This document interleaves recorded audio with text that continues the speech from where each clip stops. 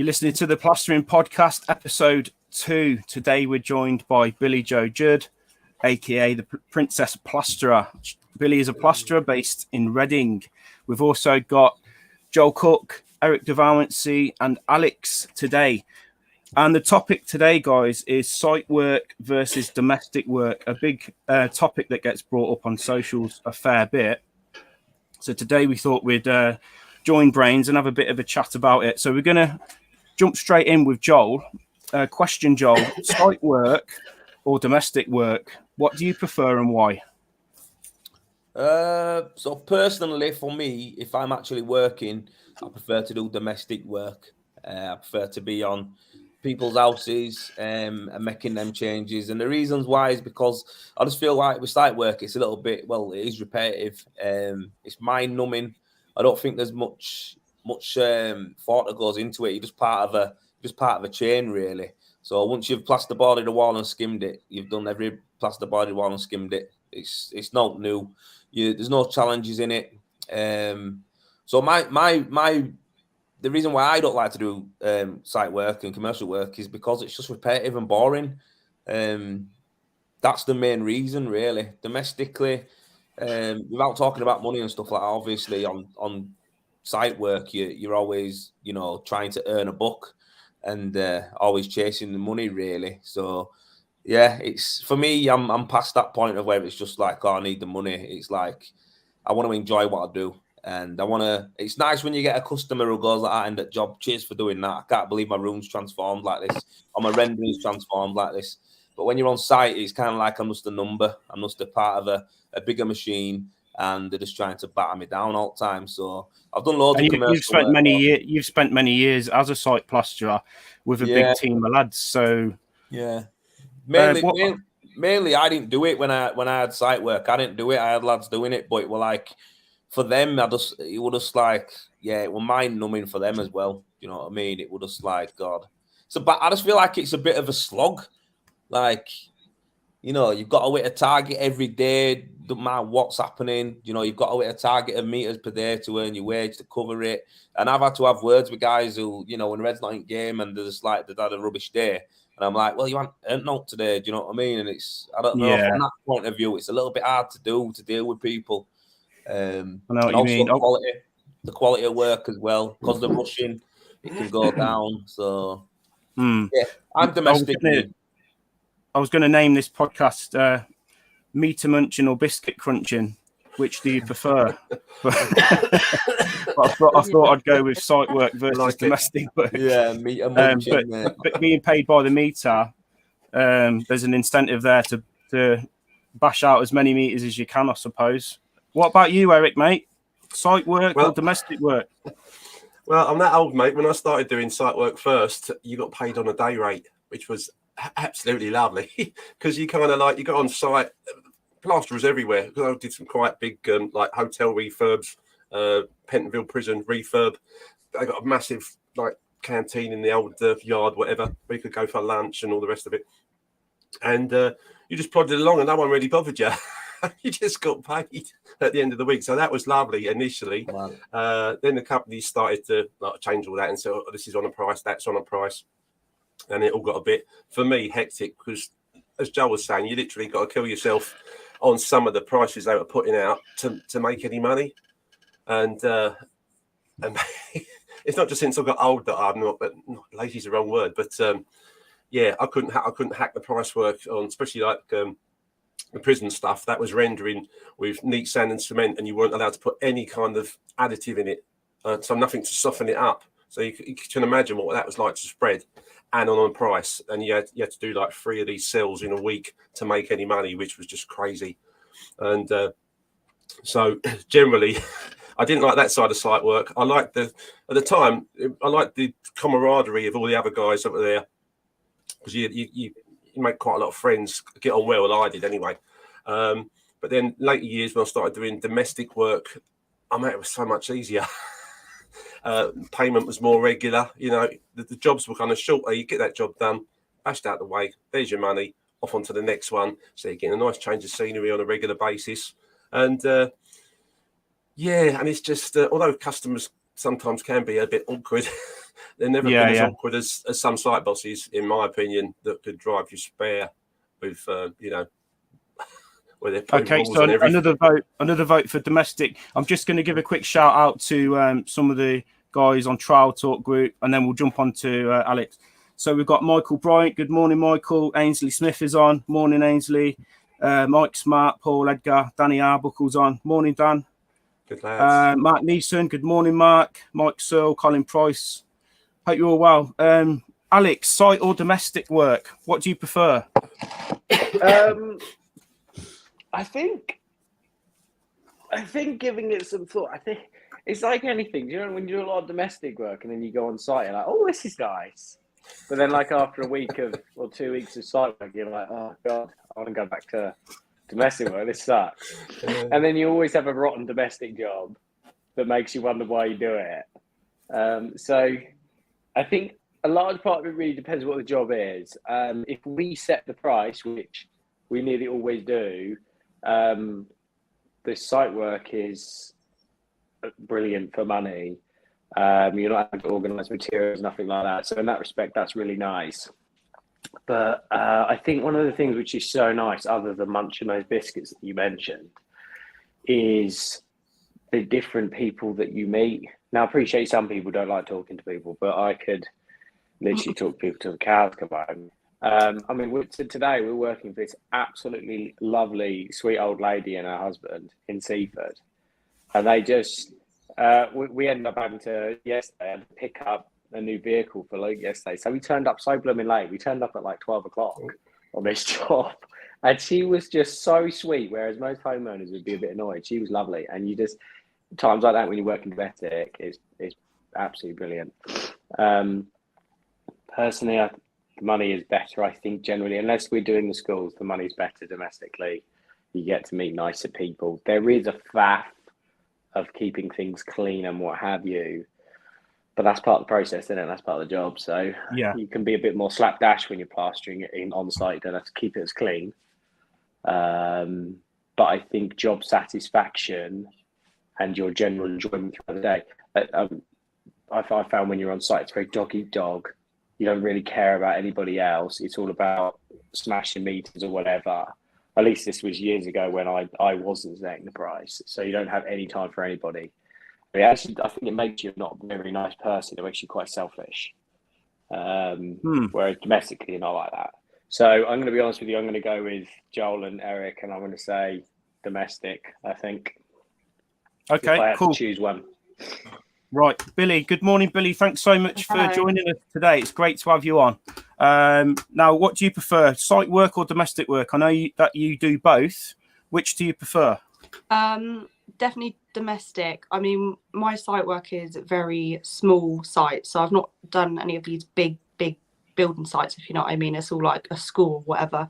But I just find with them site works, I don't know if they're all the same, maybe it's just me, but it's just thick of mud when you get out your van just to go to the different sites. You got all you have to wear your high vis, you have to have safety boots. It's all very, before you even get in the room to start, it's like, have you got this, have you got that, have you got that? And it's like, God.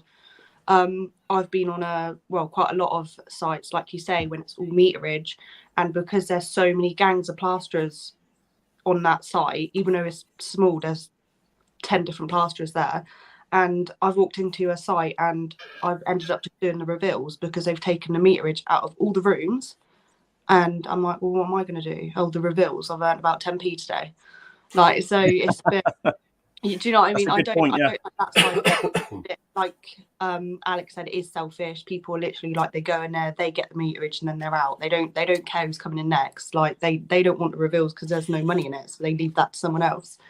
So that side of it, I don't like. Also, I find when a lot of sites say, oh, we'll get the materials, and sometimes it's like 4 days until they turn up. And then what? So I'm going to sit around for 4 days without getting money because you've told me to be here because you need it done and nothing's there. So I haven't really had any good experiences on sites, to be honest with you. No. Like at all. So I can't say one thing about site work that I like, to be honest. Wow. But one thing I liked, one thing I did like about site work is obviously as a domestic spread, you're constantly marketing and you're constantly trying to generate leads so you can get the next job in. But what I liked about site work was the reoccurring work and having the long runs where you didn't have to, like Alex said, this is nice, because you don't have to think, I suppose. You just turn up with your tools and you've got a big run of work in front of you. And that's what I think is probably the big selling point for it. We'll come back to Joel. Joel, do you think all plasterers should have at least some site experience? And if so, why? Nah, I don't think so, mate. I'll tell you the truth, mate, with site work and plasterers. So it's like site work's not for everyone, man. Like if you're into high level, high standard work and you're more bothered about the finish and stuff like that, then I feel like, you want to really target your market towards that kind of, project and job. That's what I do with my work. I think site work, like what Billy was saying there about being, dog eat dog and people leaving reveals and stuff like that. Now I've seen it on both sides. So I've done a little bit of site work. I didn't do much of it physically. I didn't do much of it, but I had guys who were doing it for me. And the reality is, this is what Billy just said there is bang on. And that's something that I found was difficult to do because the guys who are working for you are saying, I'm on meterage, so I am going to leave the reveals and stuff like that. Where for me, that didn't cut it. You want to take the cream, you can take the shit too. Pardon me French, but that's what it is. So if a guy who worked for me, like I had one guy who were a plasterboarder, I had a team of plasterboarders and a team of skimmers, and basically the guy would go in and board all the big walls and leave all the reveals and bulkheads. And this is like his first week working with me. And then I got to the site at the end of the week and I went in and he put his bill in and stuff. And I said, "What are you doing?" I said, you haven't done any vaulted ceilings. You haven't done any reveals. You haven't done any boxing ins." And he was like, "Oh, well, it's meterage, innit?" I said, "You've got this twisted, you pal." I said, at my company, it don't work like that. You take the rough to smooth. I said, so you either get them on there or else I'm going to get someone else to do it and I'm going to charge them day rate and take it off your meterage. So that's your choice. Do you know what I mean? And he soon went and did it. Do you know what I mean? But then next week I fired him because it was like he would just take it mick.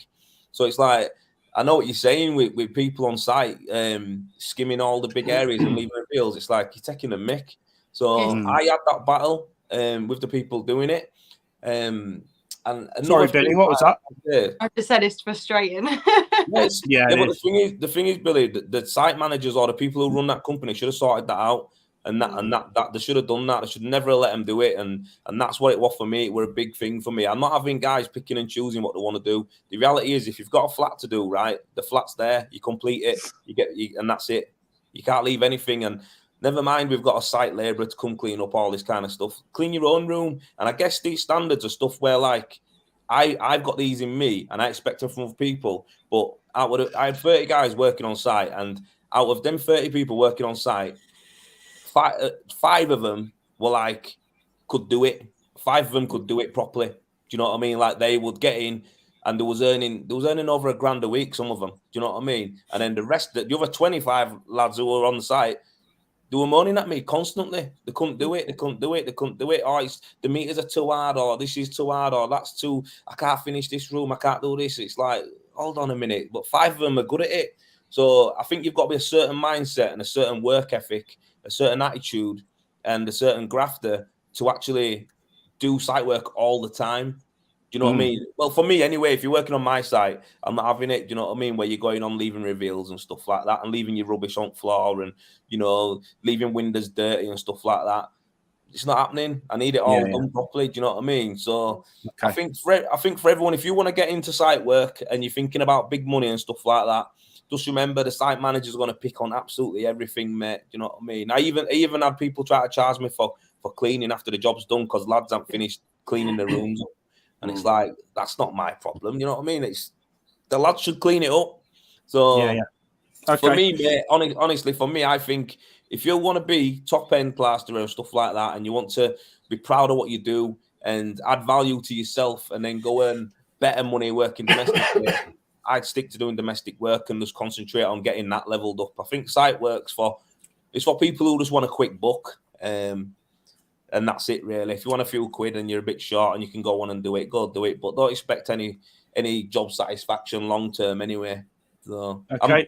I'm quite passionate about it. To be fair. Yeah, I can tell. I hated it, mate. I hated it. Eric, Yes, mate. do you think plasterers should have at least some experience on site? And if so, why? I think one of the first reason would be so you can compare it to domestics and decide what you want to do. It's kind of, yeah, as I said, I did half of my career was probably on site working for builders, and the other half since then has been domestic. And I think like Joe was saying, unless you're out to make a quick buck on trying to knock out meterage, and like everyone else has said, when it comes to guys on site doing that, they do just want to take the cream of it. You know, big flat straight walls. They'll be in there and they'll whack them on, and like Billy said, they'll leave the reveals. Like Joel said, they won't do vaulted ceiling stuff like that. It's mate, by the time you've got a bit of scaffolding up there, I ain't got time for that. I'm trying to earn a crust, blah blah blah. And also, yeah, I never used to get any job satisfaction out of site work. It was what I did was quite nice before they put hard prices on stuff. But I think it is good to just get a taste of both. Because if you start off domestic and you just stay with domestic and you never do any site work, you kind of I think you might prefer site work. It might turn out that if you did site work, that you're actually one of those guys that likes it. I mean, I don't know how often that is the case. I'll tell you what it did for me. What it did for me was it gave me speed and efficiency, because you're forced to be efficient. You have to be, like Joel said, because you're chasing them meters. If you're a little bit sloppy and slow, you ain't earning any money. So no, you did right. If you can take them principles over into your domestic jobs, you know, you've built up that sort of backbone then to then, you know, that's my thinking. Michael Bryant comments, I'd rather skim a 20-meter house over 60 meters on site for the same money. I've done both for years and I prefer domestic 100%. Big shout out to Wayne Cox, Andrew Murray, Craig Wilkinson's on. Dan Cooper, Daniel Bunce is watching. Good morning, lads. Alex, do you think people should be having at least some experience on site? And if so, why? Yes, I do. And I'm going to be honest with you, you've hit the nail on the head, really. I don't massively care too much about the whole, at least you can say you've done it and all that. I think the biggest thing you get with site over domestic is speed. I remember years ago when I used to do chippy work, I used to think I was quick. Like I used to do domestic work and I thought I was rapid. And then I went on site. Oh my God, I have never seen chippies move. Like it was unreal. They were so, and it was an absolute dress down. And 3 or 4 months of being on site and then you're rapid. And then you go back on domestic and then you realise you're a super chip. You know, take that to skimming. It's the same thing. You know, you think you're super quick when you're doing domestic work. You're not. You're not. You know, when you're doing domestic work, if you're putting on the same meterage that me, Luke and Lou are doing, like when we're doing schools, we're doing like 160 metres a day skimming. You know, that's most of a house in one day domestic. You just can't do that. You know, so what it does is it teaches you to be rapid. Like, for instance, with the schools, which are the biggest domestic works we do, which is obviously thousands and thousands of meters, it has to be incredible. They literally go around with inspection lights. So you've got to be really good, really, you know, and really quick. But what it then does is when you then come off site work and you go domestically, but then you've got a ceiling that's, let's say it's a 6x6 ceiling or, you know, a 6x10 ceiling or something like that. I think about 6x11 is about the largest domestic ceiling you get, which is usually the full width of the house and then pretty deep.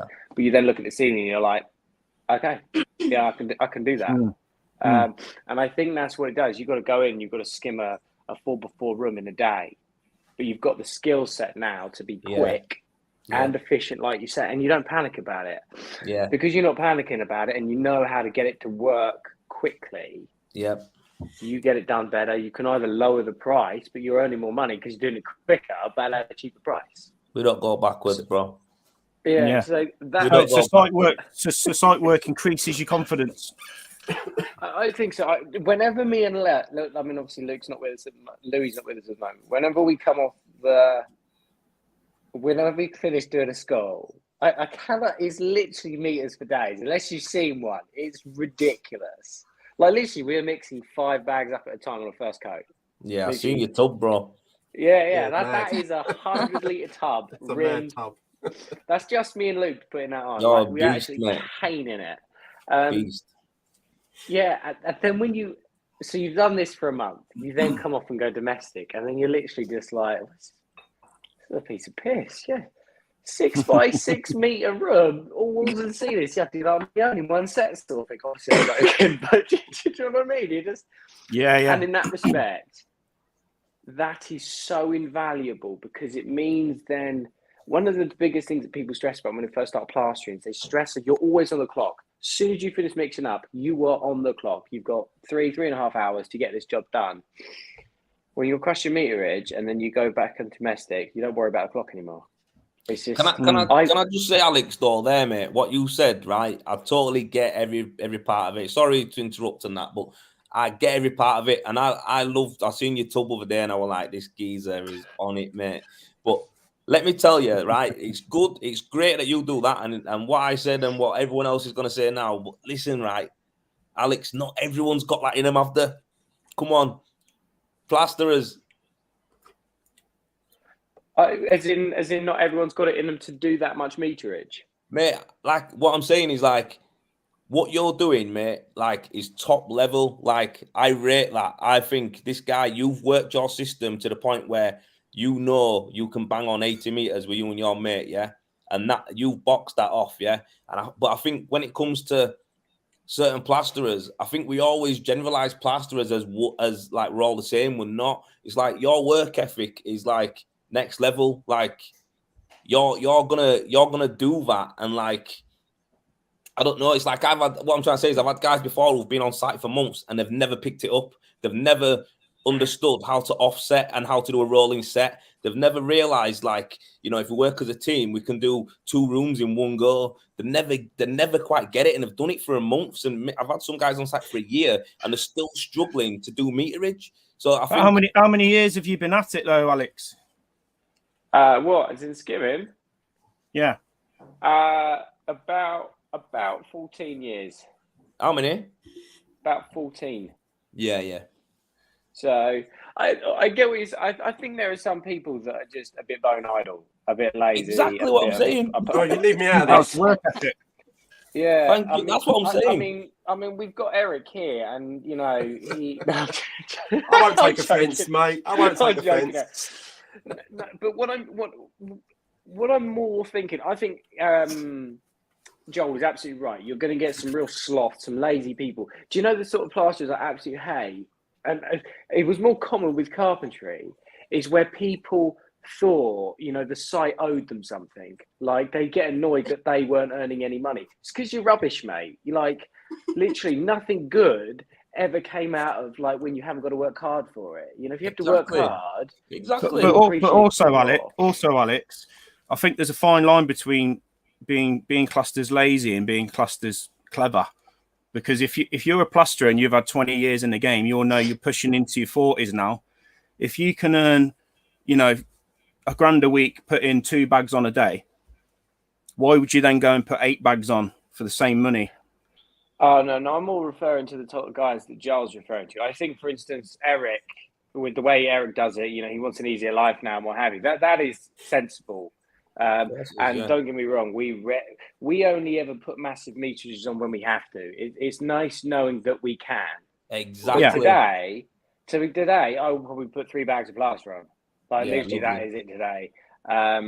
It's just knowing I have that in the arsenal where if I want to do 10 bags, you know, in a day on my own, if you need to do it, you've got the skill set there. Man, this guy's speaking my language, man. Yeah. Sorry.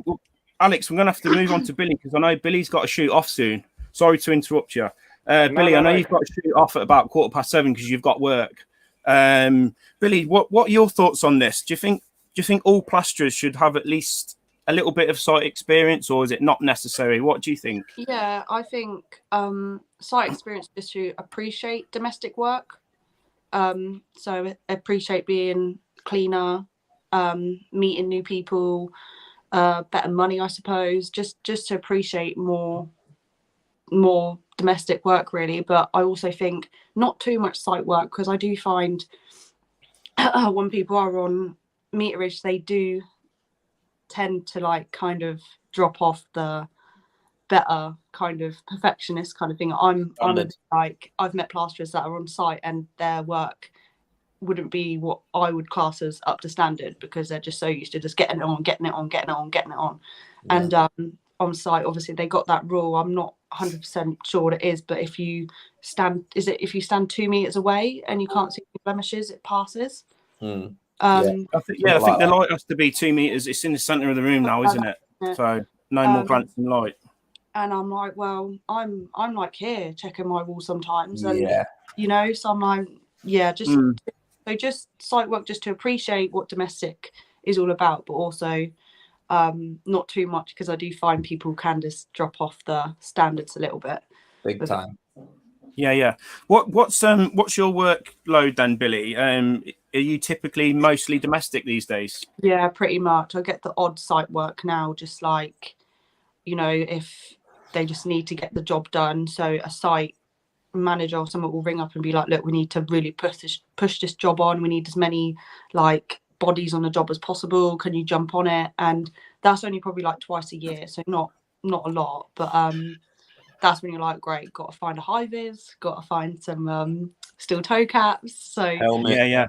Yeah, and all that. Guys, I just want to say as well, if you're not following Billy, is it Instagram, Billy? Like you mainly, and the Princess Plasterer guys, jump on there, check out some of Billy's work. It is top drawer, honestly. Some of the work she's turning out is first class. Your dad trained you, didn't he, Billy? Yeah, he did. Is your dad still on the tools, or? Yes, I don't think he'll ever stop, to be honest. He he stopped for about a month last year, or 2 months, because he had an op, and he literally would turn up to my job and just sit in the corner, because he was just so bored. Like, honestly, he's like, I can't stop this. I've had a couple of months off and I just can't. And then he was back on the tools as soon as he got the all clear. So yeah, he won't ever stop. Yeah, I've seen some of your images where you're looking like a girly girl, if you don't mind me saying. Yeah. And I've got a daughter. My daughter Lola's 16, and you know she's into her nails and all this. And I can see that on some of your images you're looking dead girly, and then on others you've got a couple of bags of plaster on your shoulder, and or you've got dabbing the wall. Did like, how was it for you first working with your dad, being a girl? Were people shocked that you went into the trade, or do you feel that now girls are more accepted into the trade? Yeah, 100%. I was actually talking to Clive Holland the other day on the radio about it, literally the same thing. And I was just saying, like, when I first started, it was more like, oh, are you just here helping your dad today? Like, and it was like, actually, I'm doing an apprenticeship. Like, it wasn't never taken seriously, ever. It was like, oh, you're young, you've just gone to work with dad today. And it's actually like, no, I'm actually taking this up as a full-time career. Yeah. Where now it's a bit like, oh, it's really nice to see a girl in the industry, where before it was just completely like, nah, that's not serious. That's just a phase, let's say. Wow. Okay, because it's really interesting for me, because I've been on socials for years and years and years, and of course you get a lot of these old school beliefs, especially from the older guys. Oh, you know, women can't be plasterers. They haven't got the stamina. They haven't got this. They haven't got that.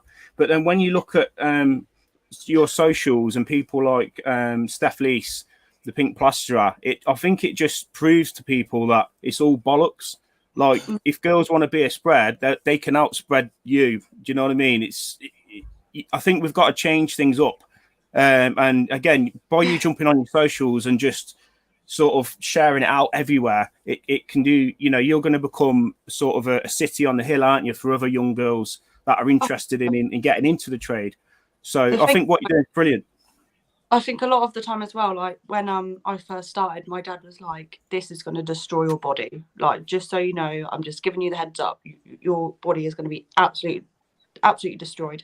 But when he was telling me his younger stories about bags of plaster being 50 kg instead of 25 now, and not having drills and not having speed skims, I'm like, the thing is, it is 10 times easier now. So I do feel like it is more easy for everyone to give it a go.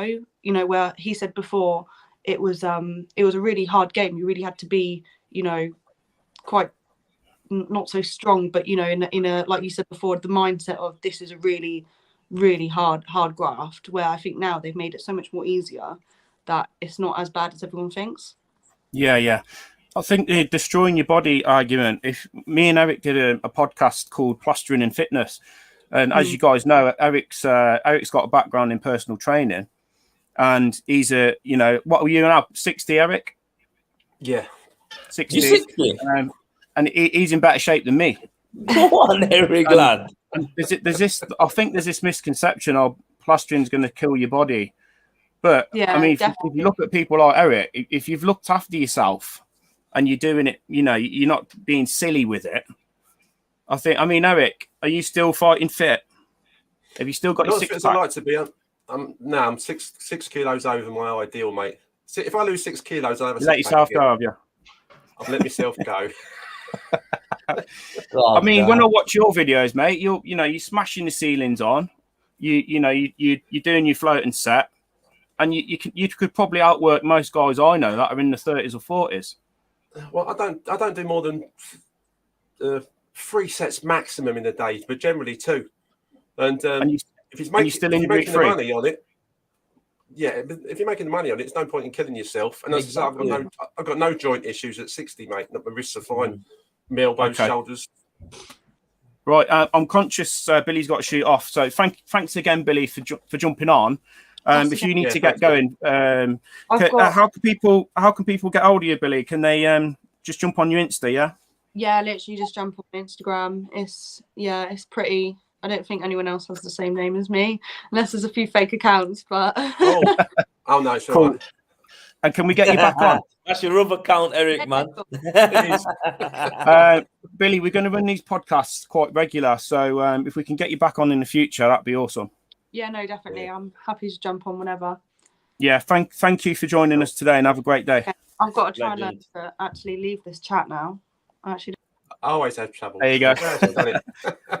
Alex, tips for site plasterers and also domestic plasterers. If you could offer down some tips for the lads and ladies that are looking to go and work on site, what would those tips be? Can I? Do you mind if I just palm this question off to somebody else for a second? Because my dog is all of a sudden going a bit crazy, so I'm just going to let him out of the room because you're going to hear a dog barking. So can I pass that question on to someone else just for a second, and I'll come back to it. Joel? Hey, Blaine's in the green room as well, by the way. Oh, can you let him in? Oh. Hey. Hey. Hey, good morning, Blaine. What a saga. Yes, you having some Facebook dramas? Mate, it got hacked months ago, and I've not been able to get back into it. Mate, it's great to see you, mate. How you doing? You too. Yes, sorry for the delay in that. I was backstage, whatever, and I was thinking, how do I let people know I'm here? Thanks for Joel's just said. Up, mate. Yeah, Joel just said Blaine's in the green room, and I didn't even see you on the screen. So fair play, Joel. Yeah, Blaine, welcome to the podcast. Thanks for jumping on. Thanks for having me. Yeah, so today we're talking about site work versus domestic work. Now, I know that you do both. So can I jump straight in and just ask you what your tips would be for anyone looking to go and work on site? Do you have any tips off the top of your head for people that are looking to go and work on site? Papers and qualifications. Yeah, to be honest, without that now, you're not getting on. I mean, I think you can get your green card easily enough now, but to be honest, I think if you're not smashing meterage as well, you're not going to be making money either. Do you know what I mean? If you're not willing to kill yourself every day, yeah, you're not going to be Joel touched on this earlier. I said to him I was going to name this podcast Meter Munching and Biscuit Crunching. That's it. But yeah, have you had many years working on site? Do you still do much site work today yourself? No, or nothing here. It was mainly in New Zealand, to be honest. I did a bit of England, but New Zealand, it was all site work in New Zealand. But to be honest, when I got back, I've always kind of started domestically, and and that's how I like it. To be honest, I turn up when I want, and Exactly. yeah, and it's just, I don't know. There's a bit more pride in it. I think you hold yourself accountable to it. I think the problem with site work, it's so easy just to smash a few walls on, walk away, and then someone else will sort it. Do you know what I mean? It's Yeah. to get that meterage, to get that much in. There's something's got to give on it. Yeah, sure. when I Guys, was I just want to jump in and say as well. Blaine Gray's actually the founder of Plastering for Beginners. His huge YouTube channel and also his Facebook group. I'm sure most of you watching will know of Blaine, but if you don't know who Blaine Gray is, that's who he is. So we're excited to have him on with us today. Blaine, one more question for you, mate. Yes. We were talking earlier about do you think all plasterers should have at least some site experience, or do you think it's not necessary? No, not at all. I don't think.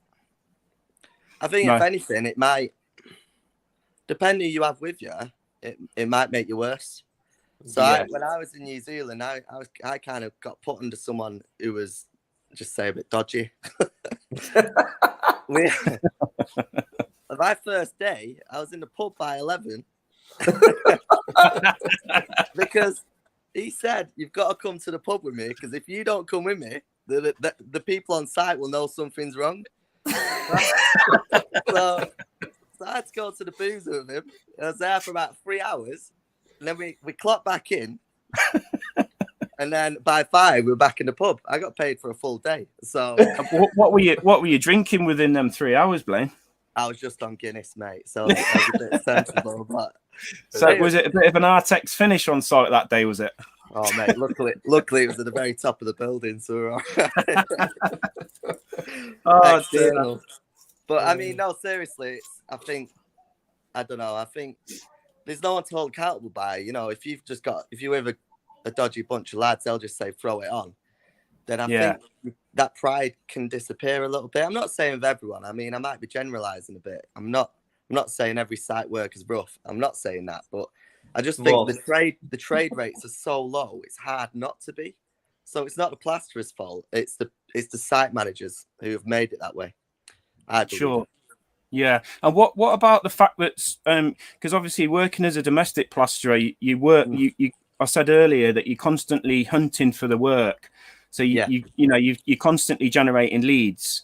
Do you think that a lot of lads might choose to go down the path of site work because they might not necessarily have those selling skills and marketing skills, and the works, they might be offered 3 months run of work, for example, and they haven't got to do any admin. So that's one of the perks, I suppose, isn't it? Yeah, I mean, obviously, yeah, and there's a lot of money to be made as well. If you are willing to put your body out for it, you can make a hell of a lot of money. And like you say, it's given work, innit? Because it can be tough finding, as everyone here knows, I'm sure it can be tough finding work sometimes, especially when, it costs you £6 million to heat your house. Yeah. We'll come on to this topic, actually. Alex, what are your thoughts on lead generation? When you sort of compare working on site to domestic, how do you generate your leads? It varies, really. So obviously, I think nowadays it's relatively important to be on a review-based site of some kind. Not because word of mouth isn't brilliant, it's because nowadays a lot of people like to be sure that they're not getting a joker in. So whether it be Google Business, which is completely free, Check Trade, which is not free, it's very expensive, My Builder, Rated People, and admittedly most of those are junk. Personally, whenever anyone asks me, I'm going on my own, how do I get it set up, blah, blah, blah, I always say to them, if you can justify the money, go on Check Trade. Literally, it will pay for itself. We probably do between 30 and 50 grand, I think, off Check Trade a year. Wow, that's mad. Wow. Yeah, absolutely. Those schools that we do, which that came from. Actually, no, they didn't actually. I thought it came from Check Trade. I don't think it did. That actually came from My Google Business, which is totally free. Yeah, that's what I use a lot. That's brilliant. I mean, Yeah. the schools are cruising up to 100 grand a year, and that was off a free lead. And no, I appreciate it's like anything. I happened to be the one that answered the phone. He phoned one person before. They didn't answer, and I did. So, in that respect, but Cool. and my builder, if you know how to use it properly, if you use my builder properly, that pays really well. In fact, pound for pound, it pays better than Checkatrade. But you have to know how to use it. I probably have a good 95% success rate on my builder from jobs I've gone to the ones I've won. Like, as in, if I've gone for it and been shortlisted, 95% of the time I'll win it. Oh, that's good going. That's good, yeah. If you understand how it works to sort of cheat a system, it's really effective. So that's Glenn Daly's commenting, guys. Glenn Daly comments, site lads are having to put massive hits on to make it pay. I've done it. Always chasing the money. Always chasing the money, Joel. What are your thoughts? On Site chasing lads money? always chasing the money. Oh man, I could be here for hours talking about this, honestly. Well, no, you've got a lot of experience in attracting site work, but also domestic. So what would your tips be for lads that they're looking to go down the site work road? How would they find work? What would they have to do? It's different, no, mate, because when I wanted to do site work, I didn't want to physically go on. Well, I didn't want to physically have to be like smashing on meters myself. I wanted to be the one who got the guys to smash the meters on. So I think when it comes to like getting that, there's a strategy behind becoming there's a strategy behind coming an actual commercial company. There's a strategy behind it, and I executed that well, and that's how I built my company so quick. Before I mean, by no means am I glamorizing it, because I absolutely hated it, and that's why I am the way I am now. Is just me and a guy, and I go around and do jobs that I enjoy to do, and I get paid really good money for it. But I think when it comes to me before, I always used to think, yeah, site work's the one. I need to have a company with loads of guys. I need to have loads of vans. I need to do this, and that's what my mindset was. And I had a strategy that got me to that. I could quite easily share that. I will probably do a video on it and share it, but.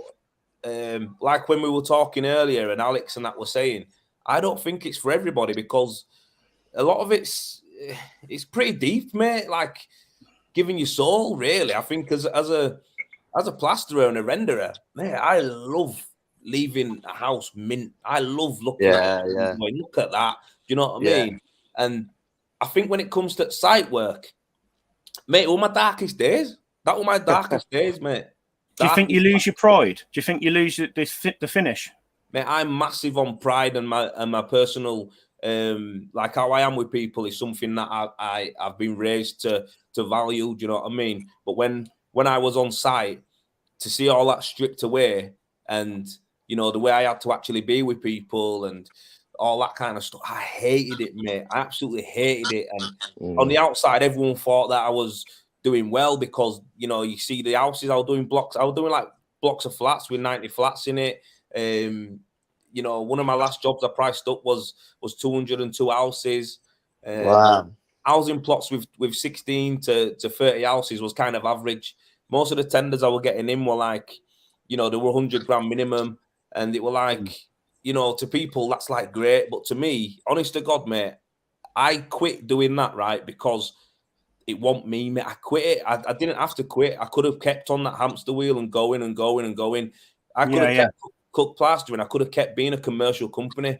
I was always in the top 3 with the biggest plastering companies in Yorkshire to price up jobs. And no one really knows this, but I still was on that hamster wheel. But I decided to quit. I decided to fold because, mate, it took me. Like, I was like, this is not what I'm in the game for. How many lads did you have? Okay. 30 lads, yeah. Eric, I'll come on to the last question, guys, because we're creeping into 7:30, and I know we sort of capped it at 7:30. It was daft, mate. I've got one more question for everyone, then we'll wrap up. Eric, what sort of off the tools skill sets does a domestic plasterer need? Because obviously there's a lot of like sales, marketing, customer communications, and all this sort of stuff that you need. What sort of tips would you offer down to someone looking to get into the domestic side of things? You're full-time domestic plasterer. What helps you to win jobs? It's, as Joel said in the past, one, if you have got some videos out there, whether they're on YouTube or whatever, that a customer can watch, they're getting to know you before they've met you, which is great, because you turn up there and they kind of look at you like, oh yeah, I recognise your face, even though you've never seen them before.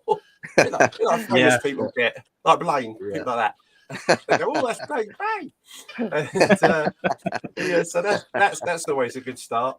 I found because on domestics, because you're visiting different people every day, you completely lose your nerves of it. And initially, you can feel quite nervous going into someone's house, and a customer can kind of pick that up. If you go into a place and you're nervous, they kind of think, is this guy the ticket? Is he actually a plasterer? He seems a bit worried about something. It might just be the fact that you just don't like talking to people. You're a great spread, but but the only way you can get over that is to obviously just keep doing it like anything else. Because we're essentially like, when we get called out to do a quote, it's kind of like cold calling, isn't it? We're knocking on someone's door, we've never met them, and it's a little bit like you got to have that. I suppose you got to have those communication skills. And if you haven't got those communication skills, maybe that's why a lot of lads prefer the site work. There could be. The thing is, though, with that Stuart, though, mate, is like, I think I've got a big thing about this right now, is that everyone, I don't think a lot of plasterers actually know what they want, as in where they want to sit in the game. Do you know what I mean? And it's like, it's all right, me and you and everyone else doing like our podcasts and our YouTube, and Alex putting out his videos and stuff, and I love it. It's not for everyone, is it? Like, as in, some people, they'll never do it. Yeah, I could sit here and tell you till I'm blue in the face. I could tell a plasterer there, listen, mate, if you put videos on your Facebook page, you're gonna get more work. I could tell them till I'm blue in the face. They won't do it. They won't do it. No, they're too. Yeah. Why do you think that is? I just think hard work. Well, it's one of them. A lot of it. So I'll tell you the truth. A lot of it, mate. I'll tell you a lot of it is they don't have the consistency, and this comes down to work ethic again. It's consistency to do it. They don't have it. It's like I had a kid who left me last year, and it was quite documented that he left me last year, and I put a video out about it, and it wasn't good and stuff. But the reality is, he hasn't done anything since January. No social media, nothing. Now, I still like this guy. I'll be honest with you. I haven't fell out with him like in that sense, even though it was a bit of an abrupt end. But I want to reach him and go, dude, you've dropped off. You've dropped off. You might have hit a hard point, right, of not having no work, but you've got to be consistent and keep going. But I don't feel like I'm not going to say it to him, but he's probably watching this, so he's heard it now. Listen, get back on the wheel, mate, and graft. Get the pictures up, get the posts up. And that's what I'm saying. Most people want their own business, but are you probably suited to work for someone else like Stuart? Do you know what I mean? Or for Alex? You might be suited more to that. Blaine, this will be a good one for you. You've paved the way for us with the video, with the YouTube videos. Your channel's fantastic, mate. Thank you very much. Appreciate that. Video marketing. Now, did you ever struggle jumping on video when you first started? Or did it come natural to you? Or how did you get going with the videos? How did it all start? Well, I had website first, so I've always worked with websites, marketing companies, and that. So, the website was first, but my wife said, "Why don't you just film?" And I was like, "That's a ludicrous idea. Like, why would you do that?" I'm like, so it was our first house, and I was just skimming the bedroom. And she said, "No, go on." So she got a little iPhone out, and yeah, that was it. And to be honest, it was fluke because that video just took off. So, but yeah, it was well scary. It was horrible. How many subscribers have you got now? I think 84,000 maybe. I think. Wow. 84,000. I think so. Yeah. That's a big jump recently then, isn't it? Thank you very much. Yeah. And how many years ago did you start your channel then? Coming 6 years now. Yeah. That's a lot of subs in 6 years. Yeah, thank you. Yeah. I only interviewed Blaine. It's only a couple of years ago at the most, and he had 50 then. I remember. Yeah, that's another. Yeah. He had 50, and now he's like up in the 80s. So Yeah.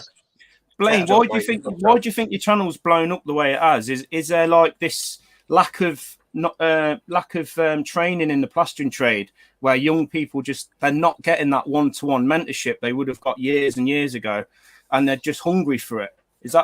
Why do you think there's such a big demand for your videos? I don't know really. I still ask myself that myself. I don't really know. I hate watching myself. I'm editing. I'm thinking this is boring. So I think because I've been doing it for so many years, I'm so bored of watching the same stuff. So I try and mix it up in each video and try to have a theme in each video, because I just get bored of watching myself plaster. I'm not trying to be humble. I'm very bored of myself. So I just try and create a bit of entertainment in there as well, rather than I used to do a lot of like how-tos, but there's only so far that'll get you. So hopefully just try and make it a bit entertaining in the middle. I don't really know though, to be honest, mate. I don't really know why. I can imagine now that you don't have to do any marketing for your own business at all, because I suppose everyone knows who you are from the YouTube channel. Or are you still having to do marketing? No, I still do, because I've got my plastering company totally separate to Plastering for Beginners, and I don't really tell anyone about YouTube. I don't really like talking about it. I mean, the people who want to see it and they need to see it, they'll find it, and the ones who don't, So how do you market? How do you market? How do you generate leads for your business then? Like Alex at the moment, Google My Business is brilliant. Do you know the Google? That's what I use. It's free, and what I found is, after a few years, Google will put you to a certain stance, but the biggest thing is just to get reviews. So if you can just get reviews on there, I mean, my Max Compare had 8 reviews. I mean, I know at least 8 people who can say I'm a good spread. So I think I maxed out at about 10. But Alex, what are your thoughts on this, mate? Lead generation, if you're a domestic plasterer, would you say check a trade then? Is that where you... Yeah, I think if you've got the money, check a trade. You're stupid if you don't go on my business. My Google, whatever it is, Google Business. Like Blaise said, it's free. That is an absolute no-brainer. If you can afford it. If you understand how my builder works, use that one. What I would do is I would have a Google business page, an Instagram business page, a Facebook business page, and make sure they're all linked together. So there's links on all of them. So, Instagram and Facebook is an opportunity to profile your work and what have you.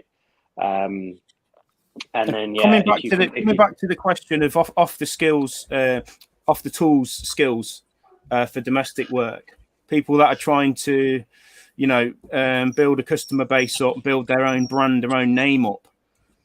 What sort of tips would you give to somebody looking to enter the domestic plastering line of work? I assume that's directed at me. You've got to get out there with your portfolio, even if it's utter toilet. The pictures you've got, at least it is something. Just start taking photos of your work. One of the things which I think is really important, like for instance, if you post to Instagram, you have the option of automatically posting to Facebook,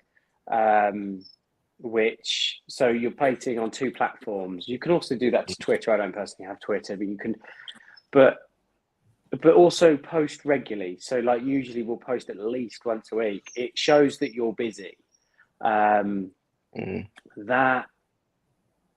shows an awful lot. But that shows an awful lot to a homeowner when they can see, you've got work consistently.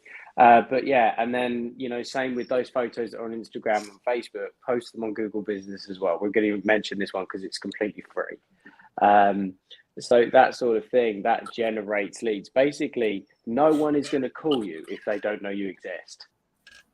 If you look like you do a rubbish job because of the jobs you're putting out, the pictures you're putting out, and what have you, make a bit of effort with that.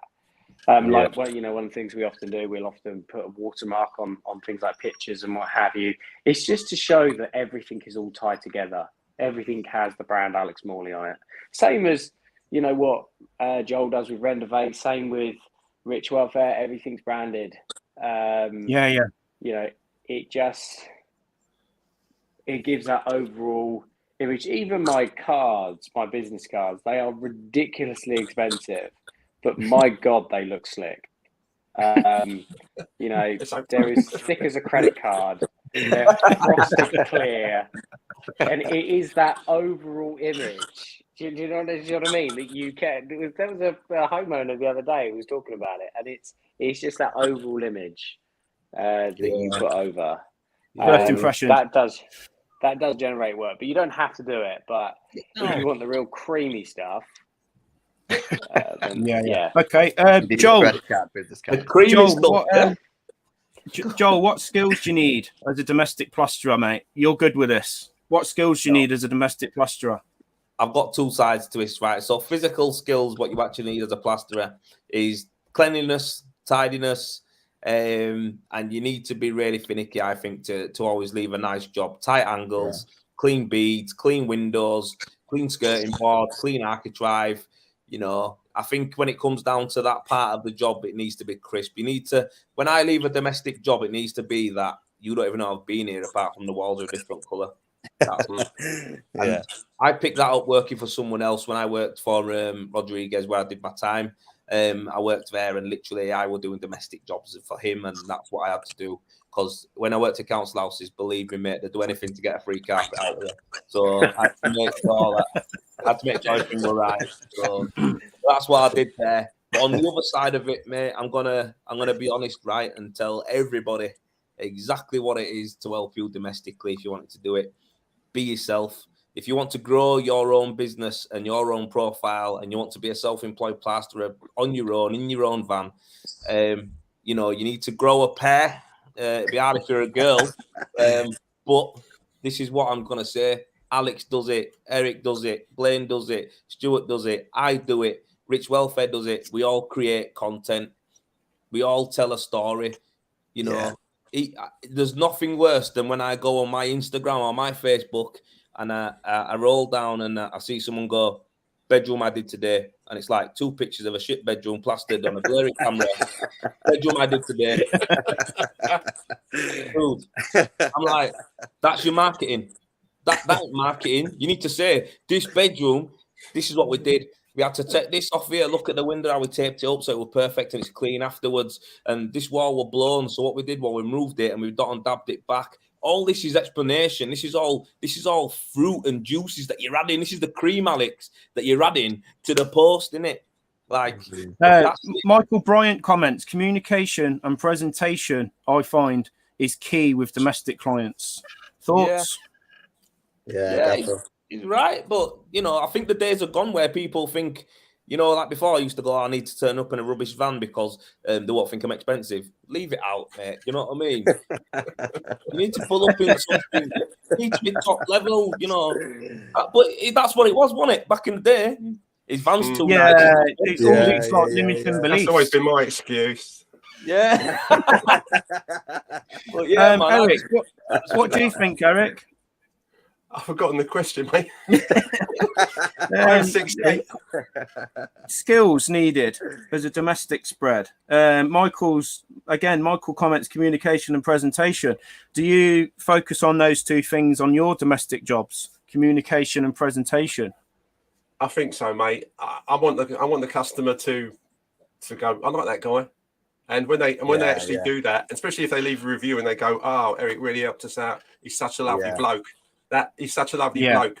That gets me every time. And I think obviously, you know, it is having that kind of getting that rapport going with the customer. Treating it, they want to know that you're just concerned about their job, which is a good thing about domestics when you're small, you're not running some kind of company, is you can give yourself to that job, get the thing done, and then move on to the next one. Not, oh, well, I might be able to pop in tomorrow, but I've got something else I've got to check up on, or I might send another guy over to hopefully do a bit more for you. But I'll be back, and you know, and I say on some jobs, which isn't to do with the rapport bit, but to some degree it might be, is I've been on jobs where I clean the windows in the room that I'm doing, because the only thing spoiling my lovely finish is this manky old dirty window. And I'm thinking, Yeah. you know what? Get a bit of stuff on there, polishes up lovely with a bit of newspaper after you put some, like, you've wet it, bit of soap, bit of newspaper, comes up gleaming. And then you look and you think, now this room looks cool. You know, and I think cleanliness is essential, isn't it? Cleanliness is essential for domestics. Absolutely. Got to leave it spotless. See, I would say site spreads have to be efficient. And I think domestic spread, the thing with the domestic work, you need trust. If they don't trust you, they're not going to let you in their house. And they're not going to go to work and leave you with their keys. And, you know, so for me, it's all about, you know, your reputation. And that has to be built up one job at a time. Like Blaine said about the reviews, do a job, tick it off, get the 5-star review, on to the next one. Brick by brick, build your brand up. With the site work, I think it's all about efficiency, speed. You still have to be a bit clean, I suppose, but not as fussy. But listen, guys, it's 20-8 now, and I know we've all got to get going. So I just want to say a massive thank you for everyone jumping on and having a chat today. Any final thoughts on this before we wrap up? Anybody? Final thoughts? Site work versus domestic? Not Just really. domestic. I'll just say something. Not just about what you wasn't about with the site work and that, but like with the guys you've got on here today with Billy as well. Big levels, that's Stuart, mate. And like I say, you're doing something big here. You're helping a lot of people. There's a lot of experience and knowledge on this chat today. And like I say, what we're saying and what you've put together and what you're saying to help people, I hope that they do take some of it in and even just action a bit of it, because it'll help everyone. It'll help the trade. It'll help customers everywhere, mate. So take me out off you. Take me out off mate. Respect. Thank you, mate. Thanks to everybody. And Blaine, thanks again for jumping in. We're going to make these quite regular. We're going to make these quite regular, Blaine. So definitely, if you fancy getting up at the crack of dawn again at some point. Only once a month, hopefully, so far. You know, Hopefully. I think if a 2-year-old is up later than I am at this point. You know, it's bad times when your 2-year-old's still sleeping. No worries, guys. Again, you've been listening to the Plastering Podcast with myself, Stu Roberts. Episode 2 today was all about site work versus domestic. Thanks for listening, and we shall catch you next time. Cheers, lads. See you later. Peace. Thanks again, and speak to you in a bit. Nice one.